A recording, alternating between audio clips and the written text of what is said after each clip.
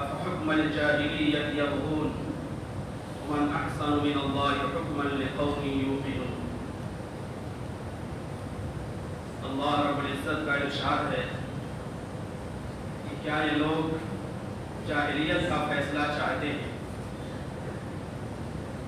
جو قوم ایمان اور یقین رکھتی ہے اس کے لیے اللہ تعالیٰ سے بہتر کس کا فیصلہ ہو سکتا ہے؟ یہ کائنات جس میں ہم زندگی گزار رہے ہیں یہ قاعدے اور ضابطے سے مربوط ہے. ایک سسٹم ہے، ایک نظام ہے جس کے تحت یہ پوری کائنات چل رہی ہے. اور اللہ رب العزت نے 6 دنوں میں یا 6 مرحلوں میں آسمان و زمین کو پیدا کر کے اس پر مہر تصدیق ثبت کر دی ہے کہ کوئی بھی کام ضابطے اور قاعدے کے بغیر پائے تکمیل کو نہیں پہنچتا ہے. جس طرح سے اس کائنات کا ایک سسٹم ہے، ایک نظام ہے، ایسے ہی زندگی کا بھی ایک سسٹم، ایک نظام ہے. وہ نظام ہے جس کو اللہ تعالیٰ نے انبیاء اکرام کے ذریعے سے انسانوں تک پہنچایا، اور اس نظام کو ہم شریعت کہتے ہیں، قانون کہتے ہیں، طریقہ کہتے ہیں. ہر زمانے میں اللہ رب العزت نے اس زمانے کے لحاظ سے الگ الگ شریعتیں دیں، لیکن جناب محمد رسول اللہ صلی اللہ علیہ وسلم کو جو شریعت دی وہ تکمیلی شریعت ہے. ایسی شریعت ہے کہ اس کے بعد اب کسی شریعت کی ضرورت نہیں ہے. قیامت تک یہ شریعت انسانوں کے تمام مسائل کا حل پیش کرے گی اور تمام طبقات کی رہنمائی کرے گی. اللہ رب العزت نے قرآن کریم میں صاف فرما دیا ہے ثم جعلناك على شریعة من الامر فاتبعها ولا تتبع اهواء الذين لا يعلمون.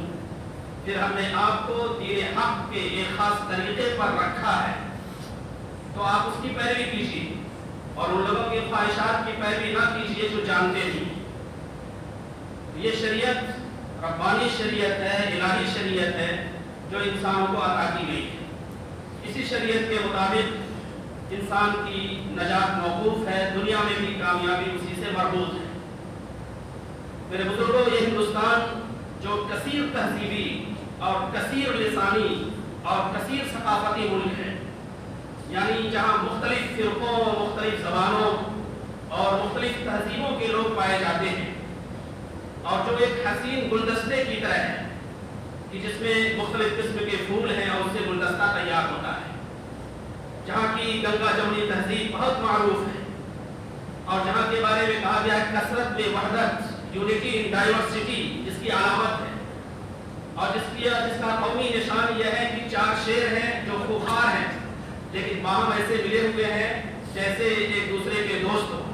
ایسے مختلف طبقات اور مختلف نسل اور مختلف جماعتوں کے لوگ یہاں باہم شیر و شکر ہو کر رہتے ہیں. ہندوستان کی یہ جو خصوصیت ہے، اس خصوصیت پر مہر تصدیق ثبت کر دی یا اس کو بہت زیادہ مضبوط کر دیا دستور ہند نے. دستور ہند جو 400 زائد دفعات پر مشتمل ہے، ان میں ان تمام چیزوں کی رعایت رکھی گئی ہے اور اس کے ذریعے سے یہ ہر طبقے کی، ہر نسل کی اور ہر جماعت کی ایسی پیروی کی گئی ہے کہ کسی کی حق تلفی نہیں ہوئی ہے. ہر شخص اس کے مطابق اپنی زندگی کو اطمینان سکون کے ساتھ گزار سکتا ہے.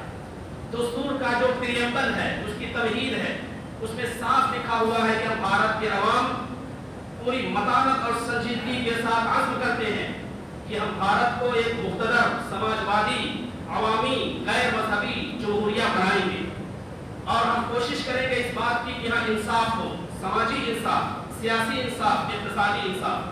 کوشش کریں گے اس بات کی کہ یہاں مساوات ہو، کوشش کریں گے اس بات کی کہ یہاں عدل ہو، اور کوشش کریں گے اس بات کی کہ یہاں عقیدے کی آزادی، دین کی آزادی، عبادت کی آزادی. یہ پریمبل کے الفاظ ہیں، تمہید کے الفاظ ہیں جو پورے 400 دفعات کی نمائندگی کر رہے ہیں. یہ خصوصیت ہندوستان کی. اس خصوصیت کو تلاش کرنے کے لیے، اس خصوصیت کو نقصان پہنچانے کے لیے وقتاً فوقتاً ایسے مسائل اٹھائے جاتے ہیں جو اس کی روح کے منافی ہیں اور اس کی حقیقت کے خلاف ہیں. انہی مسائل میں ایک اہم مسئلہ اس وقت جو گرم ہے اور اخباروں اور میڈیا کا موضوع بنا ہوا ہے وہ UCC کا مسئلہ، यानी यकसा सिविल कोड का मसला। कहा जा रहा है कि जिस तरह घर में एक कानून चलता है ऐसे मुल्क में एक कानून होना चाहिए, और इसका राग ऐसा लापा जा रहा है जैसे इसके बगैर मुल्क चल ही नहीं सकता है। बज़ाहिर देखने में तो बहुत सुनहरा ख्वाब है, लेकिन हकीकत में ये रूह के खिलाफ है, तहजीब के खिलाफ है, यहाँ के खुलासे और जौहर के खिलाफ है।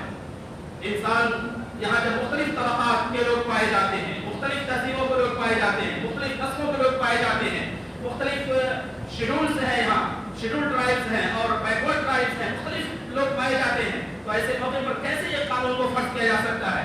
जाहिर है कि ये फितरत के भी खिलाफ है। ऐसे मौके पर दो बातें याद रखने की हैं। ये जो यूसीसी है या यकसा सिविल कोड है, ये गैर शरई भी है और गैर जमहूरी भी है। गैर शरई इस तौर पर शरीयत की निगाह में देखें तो अल्लाह ताला ने हमको पाबंद किया है कि हम अल्लाह रब्बुल इज्जत के कानून को फॉलो करें, कानून की पैरवी करें।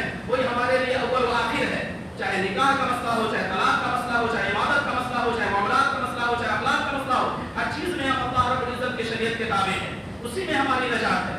उससे हटकर अगर हमने कोई नया निजाम अपनाया तो फिर खुदा की निगाह में काफिर, बागी, जालिम करार पाएंगे। वमन लम यहकुम बिमा अंज़लल्लाह फउलाइका हुमुज़ ज़ालिमून, वमन लम यहकुम बिमा अंज़लल्लाह फउलाइका हुमुल काफिरून, वमन लम यहकुम बिमा अंज़लल्लाह फउलाइका हुमुल फासिकून। ये अल्फाज हैं, फासिक और काफिर और जालिम के अल्फाज हैं। तो इससे पता चला कि शरई लिहाज से भी ये यूसीसी या यकसा सिविल कोड बिल्कुल गैर मुनासिब है और किसी लिहाज से भी मुताबिक हाल नहीं है। जमहूरी लिहाज से देखिए तो मुल्क का जो कानून है, मुल्क का जो दस्तूर है, उसके लिहाज से भी ये गैर आईनी है और गैर दस्तूरी है। इसके जो सारे दफात हैं उनके बिल्कुल मुताबिक हाल तो क्या बल्कि उनके मुखालिफ है।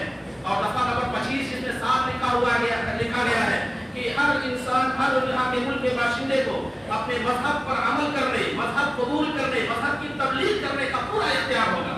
तीन बातें खास तौर पर, मजहब कबूल करने, मजहब पर अमल करने और मजहब की तबलीग करने का पूरा इख्तियार होगा। इसमें सारी चीजें आ गई, इबादती, मजहबी, तमाम चीजें आ गई। जब ऐसी बात है तो ऐसे मौके पर ये जो निजाम है और जो सिस्टम किया जा रहा है और जिसकी तरफ लोगों को मुतवज्जे किया जा रहा है और धोखे के जरिए से उसकी तरफ माइल किया जा रहा है, ये गैर आईनी भी है। इस मुल्क में 1937 में शरीयत एप्लीकेशन एक्ट के जरिए से मुसलमानों के मुस्लिम मसला को बहाल किया गया और फिर दुस्तूर हिंद के जरिए से मजीद उसकी तारीफ की गई। लेकिन वक्तन फवक्तन ऐसी चीजें सामने आती रहती हैं जो इस मुल्क की निजाम के खिलाफ है। देखा जाए तो ये जो निजाम जारी करने की कोशिश की जा रही है अक़लियतों के हुकूक के भी खिलाफ है। और ये अगर ये भी देखा जाए तो यहाँ जो निजाम है मुख्तलिफ तकसीरी समाज का, यानी बहुत से समाज उसमें पाए जाते हैं, उनकी रूह के भी खिलाफ है। आमतौर पर ये मिसाल में बात कही जाती है कि ये इसके जरिए से रवादारी आम होगी, ये जहती फैलेगी।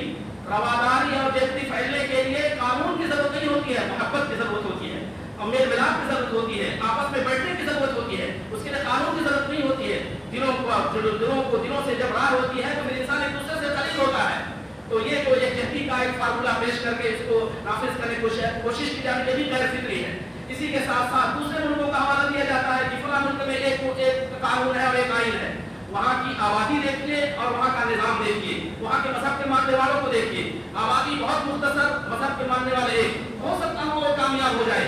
लेकिन जहाँ 140 करोड़ की आबादी हो और जहाँ मुख्तलिफ समाज के लोग पाए जाते हो, वहाँ इसको कैसे नाफिज किया जा सकता है? जाहिर है कि ये बिल्कुल अक्ल के भी खिलाफ है और आइन के भी खिलाफ है। ऐसे मौके पर हमें करना क्या है? करना ये है कि हम ये समझें कि इस निजाम के अंदर क्या खराबियां हैं, क्या इसके मज़ारात हैं, क्या इसके नुकसानात हैं। और दूसरी बात यह है कि लॉ कमीशन ने हमसे राय मांगी है कि क्या हम इसकी तारीफ करते हैं, इसकी मुखालफत करते हैं। अल्लाह जज़ाए खैर दे मुस्लिम पर्सनल लॉ बोर्ड के जिम्मेदारों को कि उन्होंने एक लिंक जारी कर दी है और उस लिंक के जरिए से हम अपनी राय बहुत आसानी से पेश कर सकते हैं। QR जारी कर दिया है तो उसके जरिए इसकी राय पेश कर सकते हैं। जितने मुसलमान हैं खास तौर पर और अक़लियतों के जो मुख्तलिफ तबक़ात हैं वो आम तौर पर और जो भी इससे मुवाफ़क़त नहीं रखते हैं वो आम तौर पर अपनी राय देकर लॉ कमीशन तक अपनी राय पहुँचा सकते हैं। इससे इंशाअल्लाह अच्छे नताइज सामने आएंगे। अल्लाह ताला ने हमें हुक्म दिया है कि शरीयत की हिफाजत भी करें और शरीयत पर अमल भी करें। दोनों चीज़ों का आपसे मुतालबा है। जब इन दोनों तकाज़ों पर अमल करेंगे तो अल्लाह के लिए बंदे शुमार होंगे।